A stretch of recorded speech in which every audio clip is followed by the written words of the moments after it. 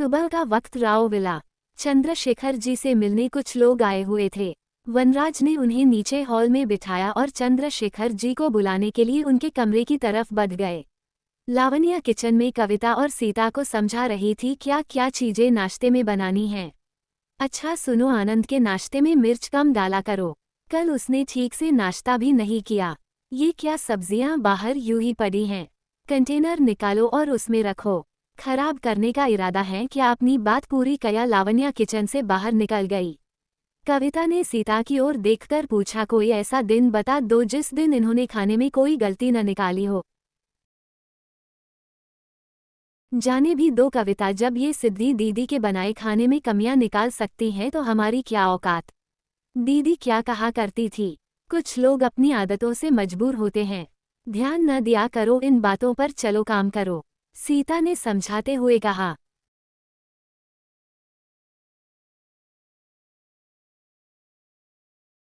चंद्रशेखर जी और वनराज उन लोगों से बातचीत कर रहे थे जो उनसे मिलने आए थे। लावण्या सीढ़ियों की तरफ बढ़ गई। इतने दिन हो आए, आनंद ने तो काम शुरू ही नहीं किया, ऐसे तो सबकी नजरों से उतर जाएगा। भाई साहब क्यों कोई काम सौंपेंगे। लावण्या आनंद के कमरे में पहुंची। आनंद इस वक्त कमरे की बालकनी में खड़ा था। लावण्या उसके पास चली आई।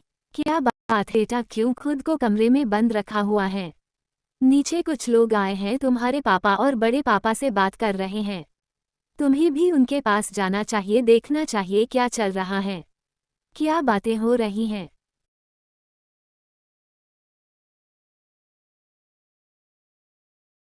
माँ प्लीज मुझे फोर्स मत कीजिए, मेरा कोई इरादा नहीं है उनके बीच जाने का। आनंद का जवाब सुनकर लावण्या को गुस्सा आया। कब तक शोक मनाते रहोगे? जिनकी बेटी भागी है न वो मूंछ छिपाकर घर में नहीं बैठ गए, घर से बाहर निकलते हैं, लोगों से बात करते हैं, मिलते हैं। तुमने तो खुद को कमरे में बंद कर लिया, जैसे दुनिया भर की बदनामी कृतिका तुम्हारे सिर बांध कर चली गई हैं। माँ प्लीज चुप हो जाए, क्या अनाप शनाप कह रही हैं, क्यों बोलने से पहले भूल जाती हैं? कृतिका आपकी भी कुछ लगती थी, थोड़ा तो सोच समझकर बोला कीजिए। मुझे तो लगता है मेरा रहना आपको नहीं पसंद, कोई नहीं, चला जाता हूँ मैं। लेकिन आनंद मेरी बात तो सुनो। लावण्या ने उसे रोकने की कोशिश की लेकिन वो नहीं रुका। मुझ पर किस बात का गुस्सा निकाल कर गया है ये? जरूर इसे डॉक्टर की जरूरत है, मुझे ये ठीक नहीं लग रहा। दोपहर का वक्त, शिव का ऑफिस। मीटिंग रूम में प्रेजेंटेशन चल रही थी। इवांश ये प्रेजेंटेशन समझा रहा था। लाइट्स ऑन होते ही एक आदमी ने कहा, इट्स अमेजिंग, हम इसके सारे में सोच सकते हैं। मिस्टर मल्होत्रा आपका क्या कहना है? शिव अपनी सोच में डूबा हुआ था, इसलिए उसे किसी का सवाल सुनाई नहीं दिया। बाकी सब भी हैरत से एक दूसरे की ओर देखने लगे। इवांश ने झुककर धीमी आवाज में शिव से कहा, चीफ लोग कुछ पूछ रहे हैं। अब कहीं जाकर शिव का ध्यान अपने ख्यालों से हटा। कोई क्वेश्चन है? सर हमें तो ये प्रेजेंटेशन बहुत पसंद है, आप बताएं इस पर कब काम शुरू करना है। शिव ने तो प्रेजेंटेशन ठीक से देखी भी नहीं थी, वो क्या जवाब देता। उसने एक गहरी सांस लेकर कहा, इस बारे में हम बाद में डिस्टर्ब करेंगे, फिलहाल आप लोग जा सकते हैं। शिव के कहने पर सब उठकर वहां से चले गए। शिव ने टाई की नोट ढीली की और पानी का गिलास उठा लिया। शिव की कंडीशन कुछ ठीक नहीं लग रही थी। इवांश ने पूछा, chief are you all right? Ivansh, शाम की कोई मीटिंग है आज? यस चीफ, दो हैं लगातार, दोनों कैंसिल कर और उन्हें कल या परसों की डेट दे दो। इस तरह अचानक से मीटिंग कैंसिल करना इवांश को अजीब लगा। चीफ आई थिंक आपकी तबीयत ठीक नहीं है, डॉक्टर को बुलाऊं? नो थैंक्स, फिलहाल मुझे कुछ देर के लिए अकेला छोड़ दो। Okay chief. इवांश ने शिव को अकेला छोड़ दिया। शिव का एक हाथ सिर पर था। आंखें बंद करते ही धुंधली तस्वीरें आंखों के सामने उभर आती। कानों में जब चीखें गूंजती तो वो कसकर अपने कान बंद कर लेता। तेजस आकाश से मिलने उनके कैबिन में पहुंचा। डैड, मिस्टर बोहरा ने पार्टी में इनवाइट किया है तो आप चले जाइएगा आज शाम। तेजस, मेरे पास इस वक्त बहुत काम पेंडिंग है, मैं चाहता हूँ ये प्रोजेक्ट तुम संभालो, तुम शाम की पार्टी अटेंड कर लेना। आकाश ने अपना कोट उठाया और फोन पैंट की पॉकेट में रखा। तेजस ने पूछा, आप कहीं जा रहे हैं डैड? हाँ, क्लाइंट से मीटिंग थी तो बस उसी के लिए निकल रहा हूँ। ये बोल आकाश वहां से निकल गए। तेजस खुद से बोला, प्रोजेक्ट की बातें वो भी पार्टी में देखूं तो सही, मिस्टर बोहरा के ख्यालात और कितने ऊंचे हैं। आकाश की गाड़ी एक अपार्टमेंट के आगे आकर रुकी। उन्होंने अपने गार्ड्स को बाहर रुकने के लिए कहा और खुद अंदर चले आए। फिफ्थ फ्लोर के लिए उन्होंने लिफ्ट का बटन प्रेस किया, जेब से रूम की चाबियां निकाली और अंदर चले आए। टीवी ऑन था और उसके ठीक सामने सोफे पर तानिया बैठी थी। उसके होठों पर मुस्कुराहट तैर गई। पीछे मुड़कर देखने की जरूरत नहीं थी। आकाश के कदमों की आहट तानिया बहुत अच्छे से पहचानती थी। उसने टीवी का रिमोट नीचे रखा और आकाश के पास चली आई। क्या बात है, आ जाने से पहले खबर नहीं की? मुझे लगा बीवी से फुर्सत नहीं मिली होगी। कितनी बार कहा है हम दोनों के बीच में ज्योति को मत लाया करो। मुझे प्यास लगी है, पानी लेकर आओ। ये कहते हुए आकाश सोफे पर जाकर बैठ गई। तानिया किचन से पानी ले आई। उसने आकाश की ओर पानी का गिलास बहाया। आकाश ने पानी पीकर गिलास टेबल पर रखा। तानिया ने ट्रे टेबल पर रखा और आकाश के पास आकर बैठ गई। परसों रात आपने मुझे पार्टी के अंदर भी नहीं आने दिया। कहा कि थोड़ी देर में मैं खुद तुम्हारे पास चला आऊंगा। तब की रात और अब का दिन, ये जो थोड़ी देर है न अब कहीं जाकर खत्म हुई हैं। मुझे एक बात बताए, मजाक करने के लिए, बेवकूफ़ बनाने के लिए मैं ही मिलती हूँ? क्या मजाक किया मैंने? मेरी मजबूरियाँ तुम नहीं समझ पाओगी। उस रात पार्टी में कितने बड़े बड़े लोग आए थे। तुम्हें क्या कहकर इंट्रोड्यूस करवाता? वैसे भी सिद्धि की तबीयत खराब हो गई थी, इसलिए माहौल और खराब हो गया। सारी सिचुएशन हैंडल करनी पड़ी, वरना जरूरत आता। आकाश ने कहा तो तानिया बोली, ये सिद्धि कौन? शिव की वाइफ। ओह, आपकी बहू? मैंने न्यूज देखी थी। आपके बड़े भैया ने कहा उनके बेटे ने लव मैरिज की। ऐसा क्या है उस लड़की में जो आप लोगों ने स्टेट के होम मिनिस्टर की बेटी तक को ठुकरा दिया? तुम कुछ नहीं जानती। टीवी पर जो कहा गया वो सब झूठ था। शादी की रात लड़की मंडप छोड़कर भाग गई। इस बीच भैया को जो समझ आया उन्होंने किया और शिव की शादी करवा दी गई। हैरान होकर तानिया ने पूछा, इसका मतलब आपके भतीजे की कोई लव मैरिज नहीं हुई? जबरदस्ती शादी करवा दी आप लोगों ने उसकी? स्ट्रेंज। जहां तक मैं शिव को जानती हूँ वो अरेस्ट करने वालों में से नहीं है। आप लोगों को नहीं लगता घर में तूफान गा कर दिया है आप लोगों ने? तानिया, मैं इस बारे में बात नहीं करना चाहता। वैसे भी इन चीज़ों को लेकर मैं बहुत परेशान हूँ। तानिया ने अपना सिर आकाश के कंधे पर टिका दिया। अच्छा बाबा, आई एम सॉरी। ऐसी कोई बात नहीं करूंगी अब। रात का वक्त, शिव का कमरा। ऑफिस से आने के बाद शिव सीधा अपने कमरे में चला आया। उसने कोट उतारकर सोफे पर फेंका। टाई आई नॉट ढीली की। कॉलर का बटन ओपन कर शर्ट की बाहें ऊपर चाहने लगा। बालकनी का दरवाजा खुला हुआ था। शिव बालकनी में चला आया। सिद्धि भी वहीं मौजूद थी। चुपचाप झूले पर बैठी आंसू बहा रही थी। शिव को जब सिसकियां सुनाई पड़ी तब कहीं जाकर उसका ध्यान सिद्धि पर गया। शिव ने एक गहरी सांस ली और सिद्धि के पास चला आया। दिन भर करने के लिए तुम्हारे पास सिर्फ यही काम है? शिव की आवाज सुनकर सिद्धि हड़बड़ा गई, झूले से नीचे उतरने लगी। शिव ने उसकी बांह पकड़ उसे रोक दिया। बैठी रहो। सिद्धि वापस से अपनी जगह बैठ गई। शिव भी उसके बगल में आकर बैठ गई। सिद्धि ने अपना चेहरा फेर लिया। वो उससे हर प्रकार की दूरी रखना चाहती थी। तुमने कल क्या कहा था मुझसे? जब मुझे ये शादी नहीं करनी थी तो मैं क्यों मंडप में बैठा? क्यों नहीं उस वक्त मैंने शादी से इनकार किया? तुम जैसे छोटे लोग इस बात को नहीं समझेंगे। सवाल अगर मेरी फैमिली की रेपुटेशन की नहीं होती तो मैं क्यों तुम्हें मून लगाता? तुमने तो कभी सोचा भी नहीं होगा तुम्हें तुम्हारी औकात से बकर चीजें मिलेंगी। घर से बाहर जाओगी तो बड़े ही घमंड के साथ कहोगी मैं शिव मल्होत्रा की पत्नी हूँ। ये घमंड भी मेरी बदौलत होगा। पर तुमने कभी सोचा है मैं तुम्हें किस तरीके से इंट्रोड्यूस करवाऊंगा? कितनी शर्मिंदगी वाली बात है न मेरे लिए।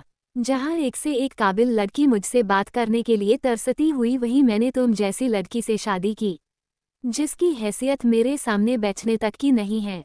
शिव के एक एक लफ्ज किसी हथियार की तरह थे जिसने सिद्धि के जख्मों को कुरेद कर रख दिया। वो यहाँ ये बताने की कोशिश कर रहा था सिद्धि की उसके नज़र में क्या हैसियत है, अपनी छोटी सोच का इजहार कर रहा था। सिद्धि वहाँ ही उठने लगी तो शिव ने वापस से उसकी कलाई पकड़ ली। बिना मेरी इजाजत के कहीं नहीं जा सकती, बैठो, अभी मेरी बात पूरी नहीं हुई। सिद्धि रो पड़ी। वो पूरी कोशिश कर रही थी शिव से अपनी कलाई छुड़ाने की। तुम्हारे ये झूठे आंसू मुझ पर कोई असर नहीं डालेंगे। तुम जैसी 50 को देख चुका हूँ जो इन आंसुओं को हथियार की तरफ इस्तेमाल करती हैं। मुझे जाने दे, मेरे वजूद से भी आपको नफरत है तो मुझे दूर रहने दे खुद से, सिद्धि ने रोते हुए कहा। शिव उठकर खड़ा हुआ और उसके सामने चला आया। ये तो तुमने बिल्कुल सही कहा, मुझे नफरत है तुम्हारे वजूद से। सच बताऊं, भरोसे के काबिल नहीं होती तुम जैसी लड़कियां। शादी के मंडप से तुम्हारी दोस्त भागी थी, तुम्हारा क्या भरोसा तुमने भी कोई नई प्लानिंग कर ली होगी। इतना कहकर शिव ने उसकी कलाई छोड़ दी और कमरे में चला गया। सिद्धि वही खड़ी रोती रही। इतनी जिल्लत बर्दाश्त करके वो वहाँ खड़ी थी, कितना तड़प रही थी सिर्फ वही जानती थी। रात का वक्त, हयात रेसिडेंसी। तेजस इस पार्टी में इनवाइटेड था। आसपास काफी खूबसूरत डेकोरेशन थी। कई जानकार लोगों से भी मुलाकातें हुईं। तेजस उनके पास चला आया। आप तो आकाश मल्होत्रा के बेटे हैं न? कुछ दिन पहले आपके बड़े भाई की रिसेप्शन पार्टी में हम आए थे। आपसे तो ठीक से मुलाकात भी नहीं हो पाई। जी, उस वक्त काफी सारे मेहमान थे, सबसे मिल पाना मुमकिन ही नहीं था। वैसे मिस्टर बोहरा नजर नहीं आ रहे। तेजस के पूछने पर उस आदमी ने कहा, मिस्टर बोहरा तो यही हैं। वो पुल के पास आपको एक आदमी दिखाई दे रहा है, व्हाइट कोट में, वही है मिस्टर राकेश बोहरा। तेजस ने सामने की ओर देखा। थैंक यू, ये बोल तेजस आगे बढ़ गया। हेलो मिस्टर बोहरा, तेजस ने कहा। मिस्टर बोहरा मेहमानों के साथ बिजी थे। बाकी मेहमानों को एक्सक्यूज कहकर वो तेजस के पास चले आए। पर्सनैलिटी अपने हिसाब से थे। उम्र भी करीब 45 से ऊपर ही होगी। चेहरे पर हल्की हल्की दाढ़ी थी और सफ़ेद बालों ने उम्र को छुपाया नहीं। सॉरी, मैं आपको पहचान नहीं पाया, मिस्टर बोहरा ने पूछा। I am Tejas Malhotra, son of Akash Malhotra. Oh I see, तो आप हैं आकाश मल्होत्रा के बेटे। ये तो हमारी पहली मुलाकात है। मिस्टर बोहरा ने आकाश से हाथ मिलाया। मैं तो आपके डैड से एक प्रोजेक्ट के सिलसिले में बात करना चाहता था। 6 महीने पहले बात हुई थी हमारी, लेकिन इससे पहले बात बनती मुझे जरूर काम से बाहर जाना पड़ा। अब तो वक्त निकाल कर आया हूँ। आज मेरा जन्मदिन था तो सोचा सब दोस्तों से मुलाकात हो जाएगी। आपको देखकर बहुत खुशी हुई। जन्मदिन मुबारक हो। वैसे डैड ने कहा है ये प्रोजेक्ट मैं देखूं, वो ऑलरेडी बिजी हैं। चलिए कोई बात नहीं, आप देखें या आपके डैड, क्या ही फर्क पड़ता है। हमें तो बस जुड़ना है और काम करना है। वेटर, मिस्टर वालिया ने वेटर को रोककर कहा, मेहमान यहाँ खाली बैठे और तुम्हारा कोई नया ही नहीं। मिस्टर मल्होत्रा प्लीज कुछ लीजिए। राकेश ने ड्रिंक का ऑफर दिया तो तेजस ने इनकार नहीं किया। राकेश ने कहा, मैं आपको अपनी मंगेतर से मिलवाता हूँ, इशिता। तेजस ने गिलास होंठों से लगाया लेकिन एक घूंट भी नहीं पाया। ये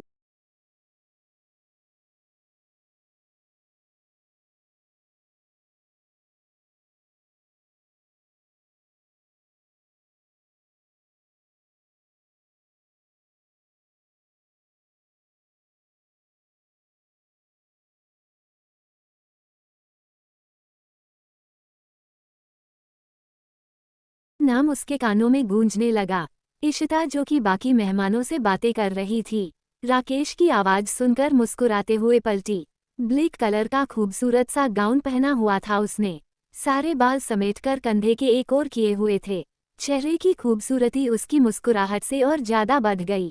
ताज्जुब की बात थी, उसकी उम्र यही कोई 25 के आसपास होगी। राकेश ने जिस तरीके से उसे अपनी मंगेतर कहा, उन दोनों की ही उम्र में एक लंबा फासला था। इशिता की नजरें तेजस से टकराए। तेजस, जो कि हैरान था, वही इशिता की मुस्कुराहट भी धीरे धीरे कर गायब हो गई। दोनों की ही आंखों में कोई राज था। ऐसा बिल्कुल नहीं लग रहा था कि वो पहली दफा मिल रहे हैं। राकेश ने कहा, इशिता यहाँ आओ। उसे देख इशिता ने फिर से अपने चेहरे पर स्माइल बिखेरी और उसके पास चली आई।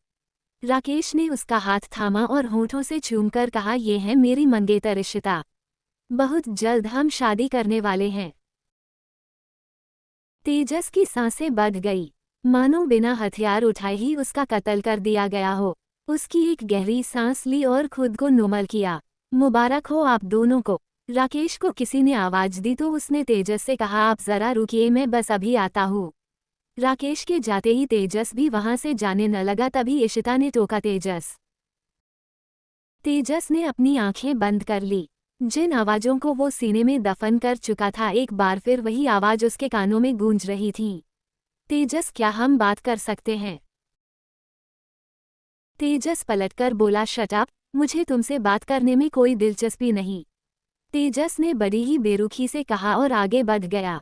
इशिता ने अपनी पलकें झुका ली। इसमें कोई संकोच नहीं था। जो दर्द तेजस की आंखों में था, वही दर्द इशिता की आंखों में भी बस पढ़ने वालों पर निर्भर है। म्यूजिशियन गाना प्ले कर रहे थे। गाना भी माहौल के अनुसार ही था। तेजस ने विस्की का पूरा गिलास खाली कर दिया। इशिता की नजरें अभी भी उस पर थी। राकेश ने इशिता का कंधा थपथपाया तो वो मुस्कुराती हुई उसकी ओर पलटी।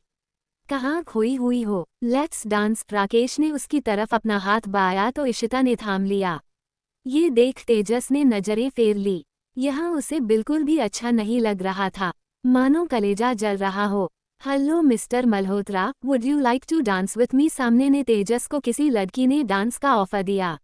उसने स्माइल के साथ हाँ में जवाब दिया। ये देख इशिता की मुस्कुराहट गुम हो गई। राकेश उसकी ओर झुककर आहिस्ता से बोला, यकीन मानो आज बहुत खूबसूरत लग रही हो। इशिता ने नजरें झुका ली। I need to go restroom. ये बोल इशिता वहां से चली गई।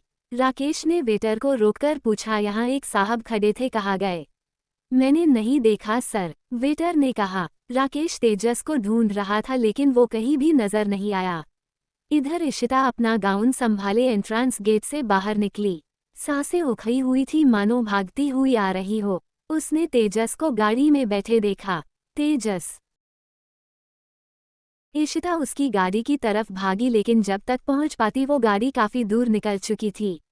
इशिता हताश हो गई। तेजस इस वक्त गाड़ी में था। आंखें बंद की हुई थी उसने। कुछ पुरानी यादें और तस्वीरें थी जो जहन में उभर आई। इशिता का भागते हुए आना और उसकी पीठ पर चना। तेजस ने उसे संभाल लिया, वरना वो पक्का गिरती। हर वक्त बचपना, अरे अब उतर भी जाओ वरना मैं तुम्हें नीचे गिरा दूंगा। इतनी हिम्मत बच्चू, गिराकर दिखाओ, मेरे साथ तुम भी गिरोगे। इशिता ने कहा। ठीक है फिर ये लो। तेजस ने वार्निंग के साथ उसे नीचे गिराया और जैसा कि इशिता ने कहा था उसे साथ लेकर गिरी। तेजस गुस्से से लाल पीला हो रहा था और इशिता उसे देखकर हंसे जा रही थी। इसलिए तुम मुझे बहुत बुरी लगती हो। तेजस उठने लगा तो इशिता ने उसका कॉलर पकड़कर रोक लिया। बुरी लगूं या फिर अच्छी लगूं, सारी जिंदगी बर्दाश्त करना पड़ेगा। प्यार, गुस्सा, नाराजगी, सब में बराबर का हक। एक राज की बातें बताओ, तुमसे बहुत ज्यादा मोहब्बत करती हूँ।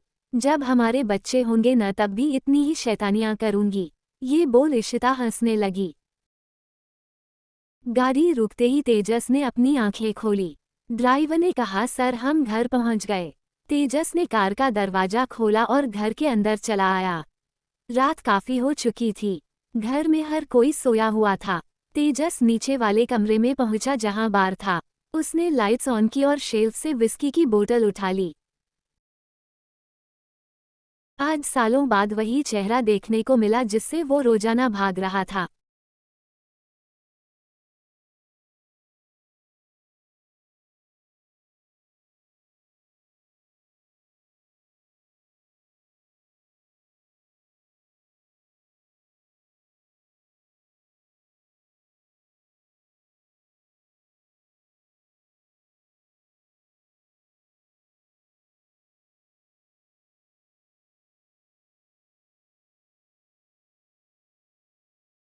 वो हंसी कानों में गूंजती और तकलीफ उसके दिल तक पहुंची।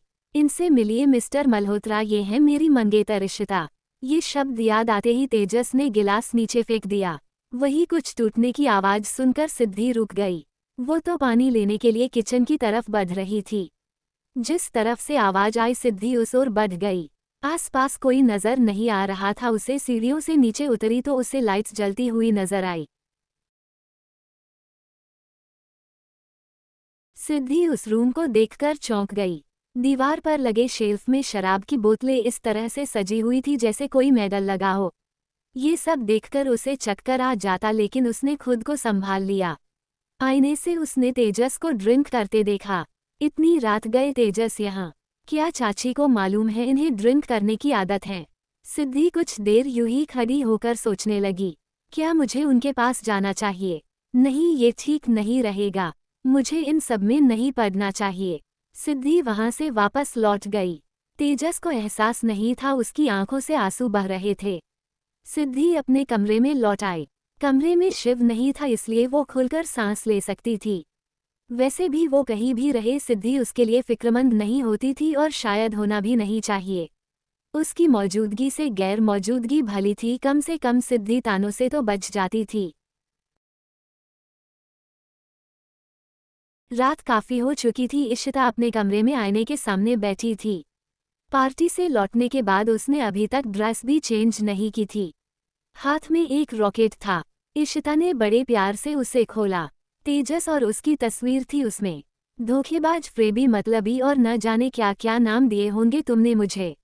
जायज भी है, तुम्हारी मोहब्बत ने तुम्हारा दिल जो दुखाया है, बस एक बात का अफसोस हमेशा रहेगा तेजस, तुमने मुझे मेरी सफाई में कुछ कहने का मौका नहीं दिया। दरवाजे पर दस्तक हुई। इशिता ने लॉकेट ड्रोल में रखा और अपने आंसू पोंछकर चेहरे पर हल्का मेकअप किया। वो उठकर दरवाजे के पास चली आई। दरवाजा खोला तो देखा बाहर राकेश खड़े थे। इशिता ने सवालिया नजरों से उन्हें देखा। आप इस वक्त यहाँ? राकेश ने कहा, तुमने अभी तक कपड़े क्या है नहीं चेंज किए? थक गई थी इसलिए थोड़ा रेस्ट कर रही थी। कर लूंगी चेंज। तुम्हारा फोन कहाँ है? बैटरी डेड है, उसकी चार्ज में लगाना बाकी है। इशिता ने एरोगेंट तरीके से बिहेव किया। राकेश ने उसकी ओर अपना फोन बढ़ाकर कहा, तुम्हारी मॉम का फोन आ रहा है। बात करना चाहती है तुमसे। मिस्टर बोहरा, वो मुझसे ज्यादा आपकी बात सुनती है। कह दीजिए उनसे मैं काफी थक चुकी हूँ, सोने जा रही हूँ। कल सुबह बात करूंगी। राकेश ने अपना हाथ नीचे किया और हल्का मुस्कुरा दिए। इतनी उखड़ी हुई क्यों हो? पार्टी में तो सबके साथ हंस बोल रही थी। मेरे सामने क्या हो जाता है? तो क्या अब मुझे बातें भी आपकी पसंद की करनी पड़ेगी? इशिता ने कहा तो राकेश हंसने लगे। मजाक अच्छा कर लेती हो तुम। वैसे मैं तुम्हें यहाँ इसलिए लाया हूँ ताकि तुम मेरे मिजाज में ढल सको। खुद पर तुम्हें बहुत काम करना पड़ेगा। जाओ सो जाओ, कल सुबह बात करते हैं। अपनी बात पूरी कर राकेश वहां से चला गया। इशिता ने दरवाजा बंद किया और गुस्से से भर गई। सोफे पर रखे टॉयज को भी उसने नीचे फेंक दिया। सुबह का वक्त, शिव का कमरा। पूरी रात बाहर बिताने के बाद शिव सुबह लौटा। काफी थका हुआ लग रहा था। अंदर आते ही बेड पर गिर पड़ा। उसके ऐसे अचानक गिरने पर सिद्धि की नींद टूट गई और वो घबराकर उठ बैठी। अपने सामने शिव को देख वो हैरान हुई, लेकिन उसकी आंखें बंद थी। सिद्धि ने आहिस्ता आहिस्ता खुद को नॉर्मल किया। शायद शिव इतना थका हुआ था, उसे बेड पर सिद्धि के होने का एहसास भी नहीं हुई। सिद्धि बेड से नीचे उतरने लगी, तभी एहसास हुआ उसका आंचल शिव के हाथ के नीचे दबा है। सिद्धि ने धीरे से उसे निकालने की कोशिश की। वो नहीं चाहती थी शिव जागे, लेकिन उसकी कोशिश में शिव की आंखें खुल गई। उसे जागते देख सिद्धि ने नजरें झुका ली। शिव ने अपना हाथ हटाया और उठकर बैठ गया। एक बात सुनो, इतना बड़ा कमरा है, सोने के लिए यही बेड नजर आता है तुम्हें? सोफे पर सो सकती हो, नहीं तो पूरी जमीन पड़ी है। मेरा बेड गंदा करना जरूरी है? सिद्धि ने हैरान भरी नजरों से उसे देखा। उसके सोने से बेड गंदा हो गया? इतना अछूत व्यवहार। शिव बेड से उतरते हुए बोला, अजीब स्मेल आ रही है। बेडशीट चेंज करो, मुझे सोना है। ये कहकर वो वॉशरूम में चला गया। सिद्धि ने कबर्ड से दूसरी बेडशीट निकाली और चेंज करने लगी। आपको इंसान कहूँ तो गुनाह होगा, क्योंकि इंसानियत क्या होती है आप नहीं जानते। मैं भी देखती हूँ जुल्म करके आप थकते हैं या मेरी हिम्मत टूटती है। सिद्धि बेडशीट चेंज कर चुकी थी। वॉशरूम का दरवाजा खुला और शिव बाहर निकला। सिद्धि को देख शिव ने कहा, इस कमरे में रह रही हो तो तमीज से रहो, मुझे डिस्टर्ब करोगी तो। शिव इससे आगे कुछ कह नहीं पाया क्यों सिद्धि उसे नजरअंदाज कर कमरे से बाहर चली गई। शिव ने गुस्से से आंखें छोटी कर ली। उसने तकिया उठाकर बीच में रखा और बेड पर फैलकर सो गया। सिद्धि ने खिड़की से बाहर मंदाकिनी जी को देखा जो इस वक्त गार्डन में थी। सुबह के करीब 5 बज रहे थे, इसलिए ज्यादा लोग अभी भी अपने कमरे में सो रहे थे। सिद्धि नीचे चली आई। सिद्धि को आते देख मंदाकिनी जी मुस्कुरा दी। क्या बात है, आज तुम जल्दी जाग गई? जल्दी उठने की आदत है दादी, बस आज नींद थोड़ी ज्यादा जल्दी खुल गई। वैसे आप इतनी सुबह सुबह यहाँ क्या कर रही हैं? बेटा, हम उम्र के उस पड़ाव पर हैं जहाँ अपनी भावनाएं हमसे संभाली नहीं जाती।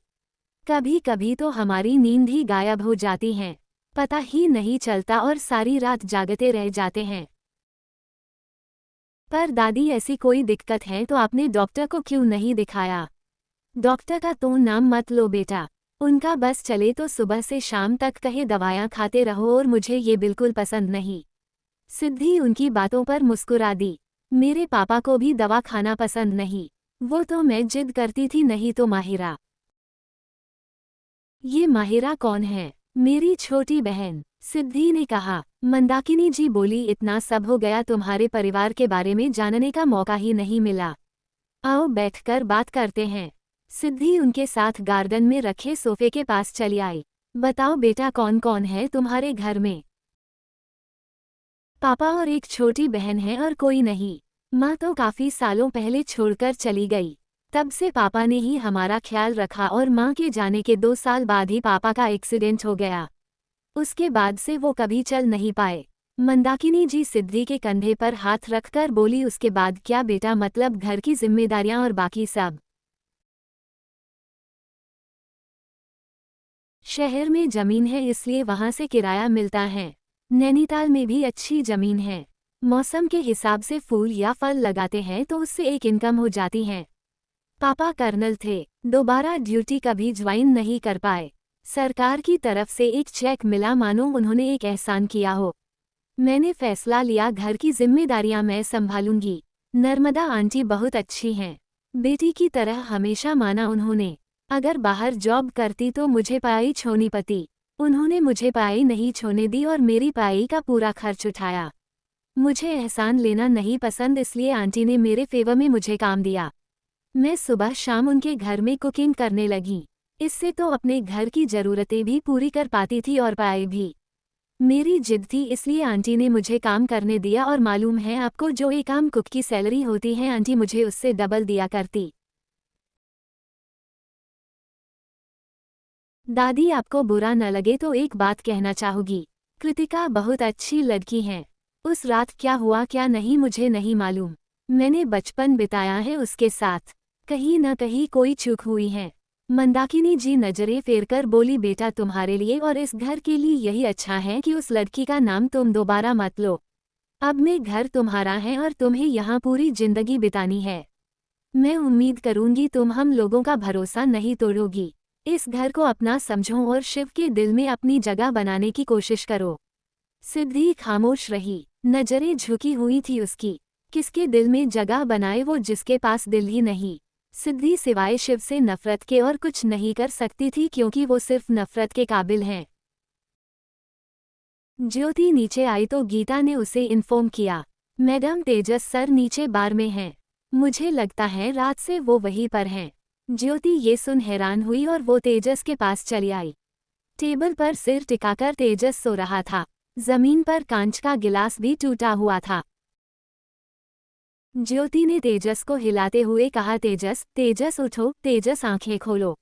ज्योति के हिलाने पर तेजस ने आंखें खोली। ज्योति ने कहा, ये क्या कर रहे हो तुम और ये क्या हाल बना रखा है? मना करती हूँ न, इस रूम में मत आया करो। दादी ने देखा तो बहुत गुस्सा करेगी। उठो यहाँ से।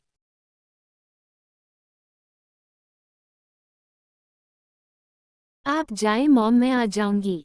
बिल्कुल नहीं, 1 मिनट के लिए भी तुम्हें यहाँ रुकने नहीं दूंगी। टूटे कांच बिखरे हैं, यहाँ चोट लग जाएगी। चलो उठो। ज्योति उसे जबरदस्ती वहां से ले गई। सिद्धि अपने रूम में पहुंची। शिव अभी भी सो रहा था। उसके उठने से पहले ही सिद्धि तेरा होकर कमरे से निकल जाना चाहती थी। उसे वॉशरूम गए बस कुछ मिनट बीते थे और इधर शिव के फोन पर कॉल आए। शिव ने इग्नोर भी किया लेकिन फोन दोबारा बज उठा। शिव ने बिना देखे फोन रिसीव कर लिया। फोन के दूसरी तरफ से जो खबर आई उसने शिव की पूरी नींद उड़ा दी। ठीक है, मैं बस वहां थोड़ी देर में पहुंच रहा हूँ। इतना कहकर शिव ने फोन काट दिया और वॉशरूम की तरफ बढ़ गया। दरवाजा अंदर से लॉक था। डेमिट, अब इसे क्या हुआ? शिव अचानक से रुका और फिर कमरे को गौर से देखने लगा। कहीं ये लड़की तो अंदर नहीं? सारी मुसीबतें मेरे ही सिर पर हैं। शिव रूम से बाहर निकल गया। ज्योति तेजस की हालत देखकर परेशान थी। हालांकि वो इस वक्त सो रहा था लेकिन उसका चेहरा काफी उतरा हुआ था। ज्योति मन ही मन खुद से बोली, कोई बात है क्या? वरना तेजस ऐसे बिहेव कभी नहीं करता। पता नहीं, मुझे इसके डैड से बात करनी चाहिए। ज्योति अपने कमरे में चली गई। आकाश किसी से फोन पर बात कर रहे थे। ज्योति को देखकर उन्होंने कॉल कट कर दिया। ज्योति सुनो, मेरा नाश्ता यही कमरे में ले आओ, मुझे ऑफिस के लिए जल्दी निकलना है। जी अभी मंगवा लेती हैं। मुझे आपसे कुछ बात करनी थी। परेशान लग रही हो? Anything serious? आकाश ने पूछा। बात तेजस की है। पूरी रात नीचे वाले रूम में था वो। मैं अभी उसे कमरे में लेकर गई हूँ। उसका चेहरा काफी उतरा हुआ था। ज्योति की बात काटते हुए आकाश ने कहा, काम का प्रेशर होगा। वैसे भी कल वो पार्टी में गया था, वहाँ ड्रिंक की होगा। अब नीचे रूम में सोना कौन सी बड़ी बात है? थकान की वजह से नींद आ गई होगी। इतना मत सोचो, मेरा नाश्ता लगवा दो। ज्योति निराश होकर वापस लौट गई। आकाश की बातों से वो सेटिस्फाई नहीं हुई। सिद्धि नीचे चली आई। वो जब किचन में पहुंची तो देखा ज्योति भी वही थी। सिद्धि को देख ज्योति ने पूछा, शिव के लिए नाश्ता लेने आई हो? सिद्धि ने नमे सिर हिलाया। मालूम नहीं वो ऑफिस के लिए कब निकल गए।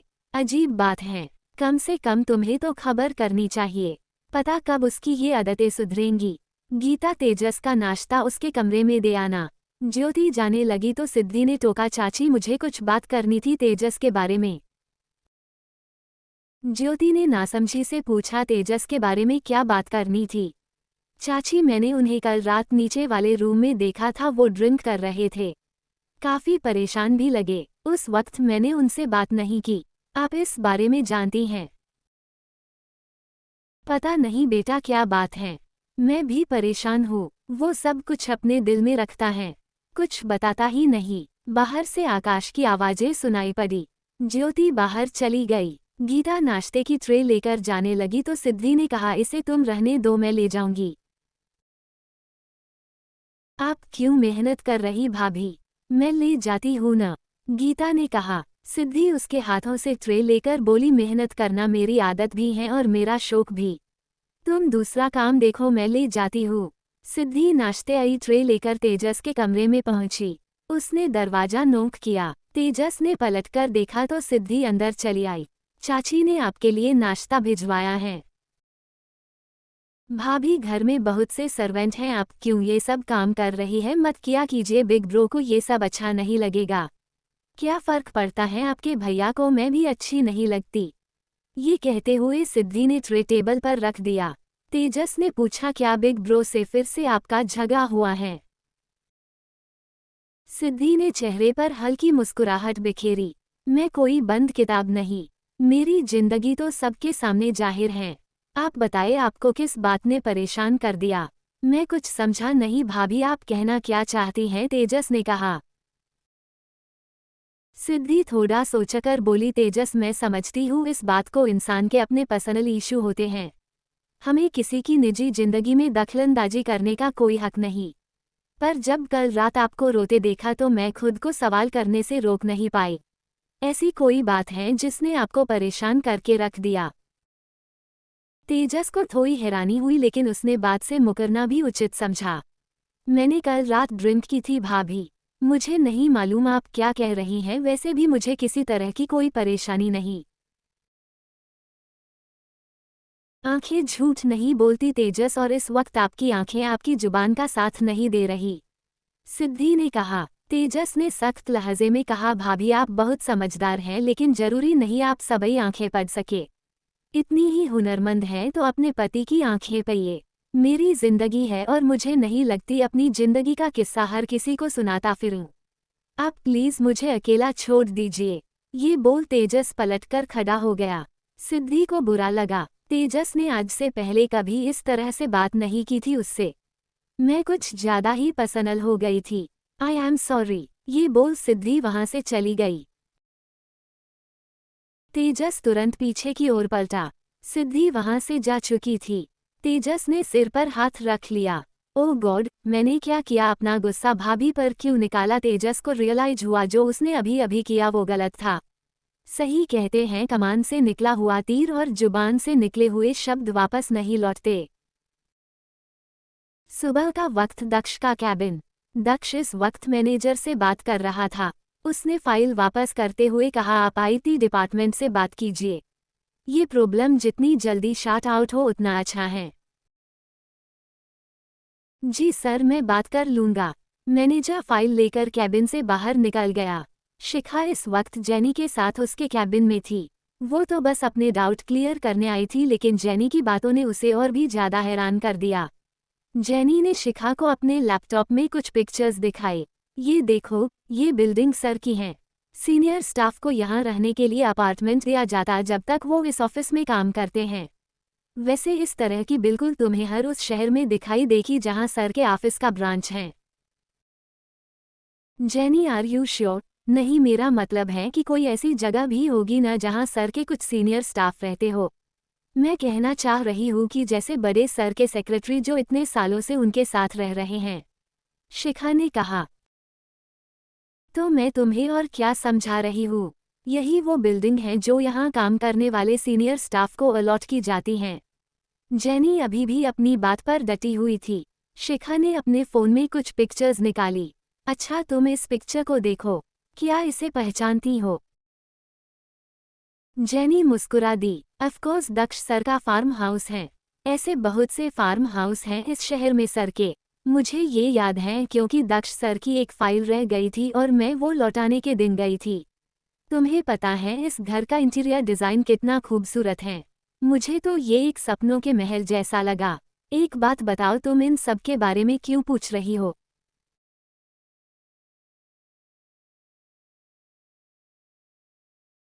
शिखा हड़बड़ा गई। चेहरे की घबराहट छिपाते हुए बोली, नहीं, ये पिक्चर मुझे मेरी फ्रेंड ने दिखाई थी। वो बता रही थी ऐसे घर उसे बहुत पसंद हैं। यहाँ तक कि वो खरीदने के बारे में सोच रही थी। शिखा कह ही रही तभी जेनी हंसने लगी। क्यों मजाक कर रही हो यार? इसका बेस प्राइस सुनकर ही मुझे झटका लगा था। अगर तुम्हारी फ्रेंड के पास अच्छा खासा पैसा है न, तब वो इसे खरीदने के बारे में सोच सकती है। नहीं तो कहो इसे भूल जाए। ये एक ख्वाब की तरह है। शिखा की परेशानियां कम होने की बजाय और बढ़ गई। मुझे कुछ काम है, मैं चलती हूँ।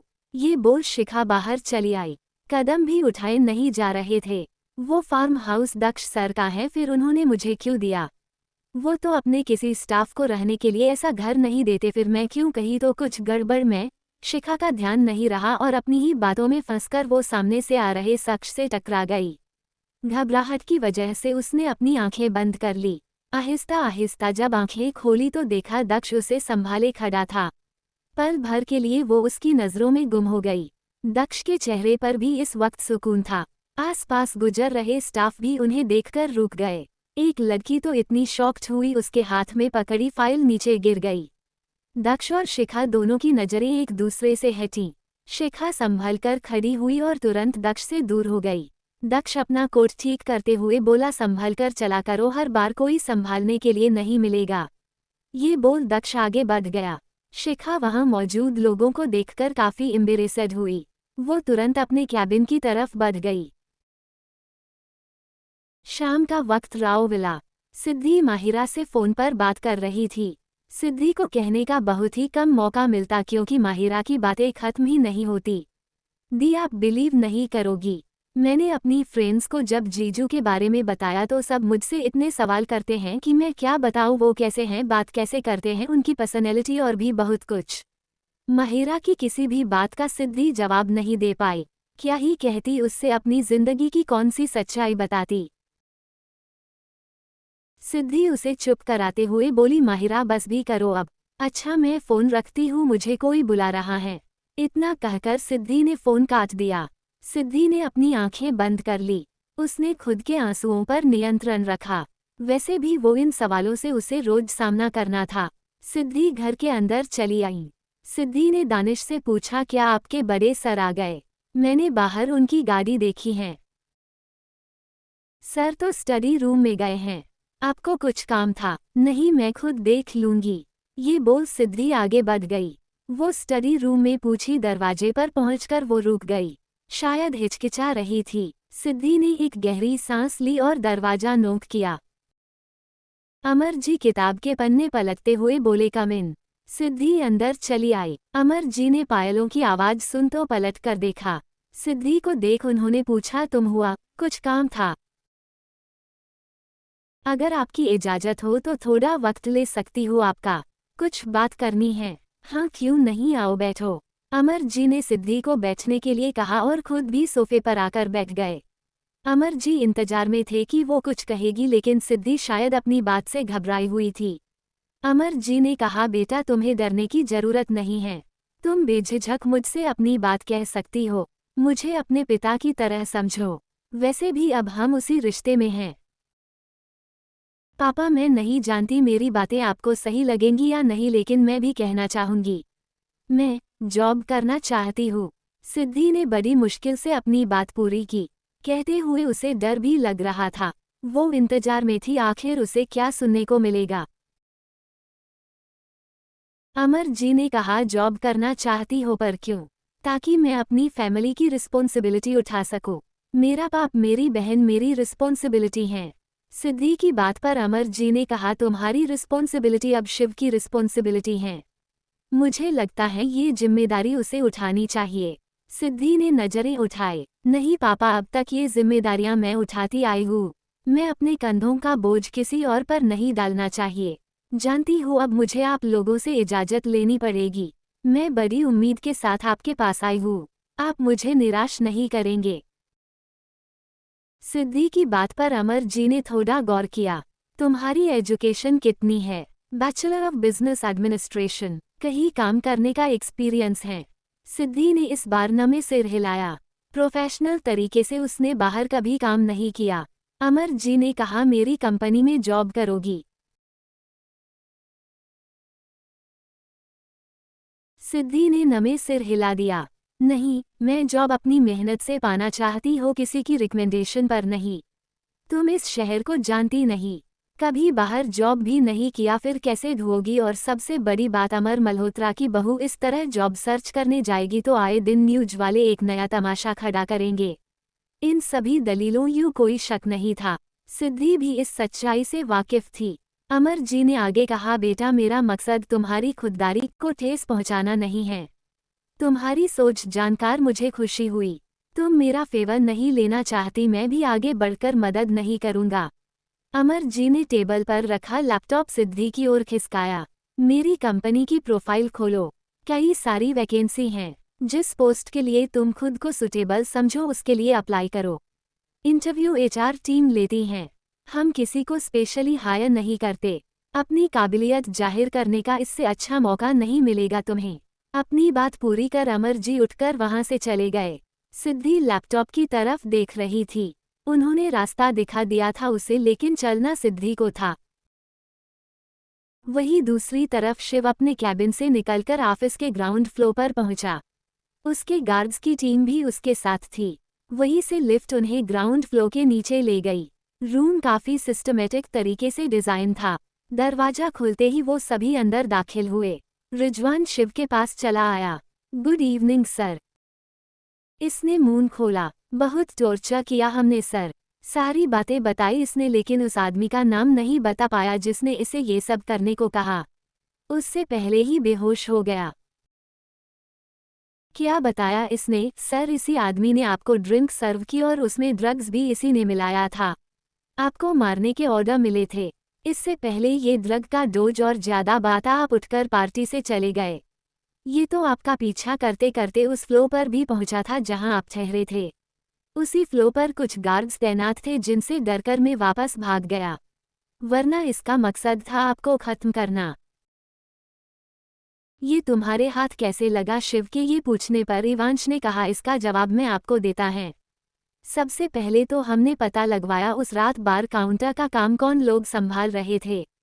तभी पता चला वहां काम कर रहे लड़के को इस आदमी ने पैसे दिए थे ताकि कुछ देर के लिए ये उसकी जगह खड़ा होकर काम संभाले। चीफ, इसके पीछे भी कोई है। किसी ने बड़ा गेम प्लान किया था। शिव ने कहीं न कहीं इन बातों का अंदाजा लगा लिया था, लेकिन हैरानी उसे इस बात से थी उसके इतने करीब कौन सा दुश्मन पहुंच गया।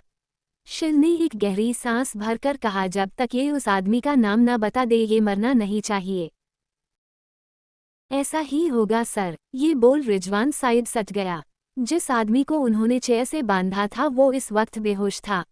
शिव को थोड़ा वक्त लगा, लेकिन उस आदमी का चेहरा शिव ने पहचान लिया। शिखा गोद में पिलो रखकर चुपचाप सोफे पर बैठी थी। विधि ने उसे आवाज लगाई, कब से तुम्हें आवाज दे रही हूँ, खाना नहीं खाना? मन नहीं है यार। मन क्यों नहीं है? बाहर से डिनर करके आई हो क्या? नहीं विधि, अगर बाहर डिनर करना होता तो तुम्हारे साथ चली जाती। विधि शिखा के पास चली आई। काफी सेध लग रही हो, बात तो बताओ, कुछ हुआ है? हाँ भी और नहीं भी, शिखा ने कहा। क्या मतलब? विधि ने पूछा। शिखा ने उसका हाथ थामा और उसे अपने पास बैठने को कहा, मुझे न कुछ बात करनी है। पता है एक कन्फ्यूजन है। अब कैसी कन्फ्यूजन हो गई, खुलकर बताओ, विधि ने पूछा। तो शिखा बोली, ये इतना बड़ा अपार्टमेंट, यही तो मेरी कन्फ्यूजन की वजह है। पता है आज मेरी कुलीग ने क्या बताया? ऑफिस स्टाफ को जो घर अलॉट किया जाता है उसकी अलग बिल्डिंग है, और जहां हम रह रहे हैं ते दक्ष सर का फार्म हाउस है। विधि चौंककर उठ खड़ी हुई। क्या कहा? Farm house? शिखा ने उसका साथ पकड़ उसे वापस बिठा दिया। बात बात पर खड़ी मत हो जाया करो, पहले मेरी पूरी बात सुनो। मैं भी तुम्हारी तरह शॉक्ड हो गई थी। मुझे समझ नहीं आ रहा दक्ष सर ने मुझे अपना फार्म हाउस क्यों दिया, वो भी झूठ बोलकर। विधि अपना सिर खुजलाते हुए बोली, तुमने तो मुझे कंफ्यूज कर दिया। अच्छा ये बताओ तुम्हारे दक्ष सर दिखने में कैसे हैं? शिखा हैरान होकर बोली, ये कैसा सवाल हुआ?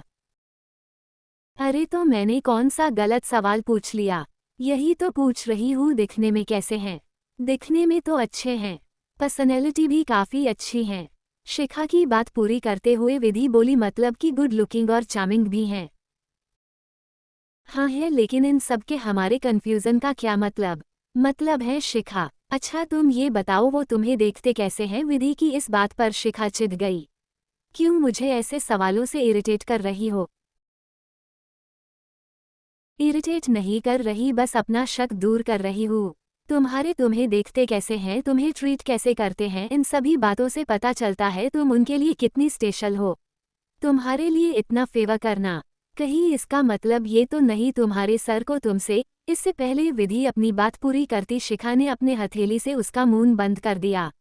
एकदम चुप, आगे कुछ मत बोलना। ऊपर वाले ने मुंह दिया है, इसका मतलब ये थोड़ी न है तुम कुछ भी बोलोगी। शिखा ने अपनी हथेली हटा ली। तुम हमारे बारे में ऐसा सोच भी कैसे सकती हो? कहाँ सर और कहाँ मैं? बुरा क्यों मान रही हो यार, बस एज्यूम करने को कहा था। विधि ने मासूम सा चेहरा बनाकर कहा। शिखा उठते हुए बोली, मुझे भूख लग रही है, चलकर खाना खाता है। कमाल है, अभी कह रही थी खाने का मन नहीं कर रहा और अब कह रही हो भूख नहीं लगी। विधि ने तंज कसते हुए कहा। रात का वक्त, शिव का कमरा। घर लौटते लौटते शिव को काफी रात हो चुकी थी। आज का पूरी दिन था, शायद ही रेस्ट करने की फुर्सत मिली हो। शिव ने कोट उतारकर बेड पर फेंका और क्लोजेट की तरफ बढ़ गई, तभी उसकी नज़र सिद्धि पर गई जो कि सोफे पर सो रही थी। शिव ने बेड की तरफ देखा और फिर सिद्धि की ओर। उस आज सवेरे कही हुई अपनी बात याद आई जब उसने सिद्धि को अपने बेड से दूर रहने को कहा था। अपनी ही कही बातों पर जब आपको शर्मिंदगी महसूस हो तब आप क्या करेंगे? शायद माफ़ी मांगेंगे, लेकिन शिव उनमें से नहीं था। उसने इस बात को इग्नोर किया। शिव चेंज करने के लिए क्लोजेट की तरफ बढ़ गया। जब वो वापस लौटा तो देखा कोई दरवाज़ा नॉक कर रहा था। शिव ने जाकर दरवाज़ा खोला। बाहर दानिश खड़ा था। सर आपके लिए खाना ले आओ। नहीं मैं बाहर से खाकर आया हूँ। और मैडम, दानिश के ये पूछने पर ने अजीब सा मुंह बनाया। क्या मतलब? मैडम ने सबके साथ डिनर नहीं नहीं इसलिए पूछना था क्या उनके लिए खाना ले आओ। फिलहाल वो सो रही हैरान इसलिए किसी चीज़ की ज़रूरत नहीं है अब तुम जाओ। शिव के ये कहने पर दानिश वहाँ से चला गया।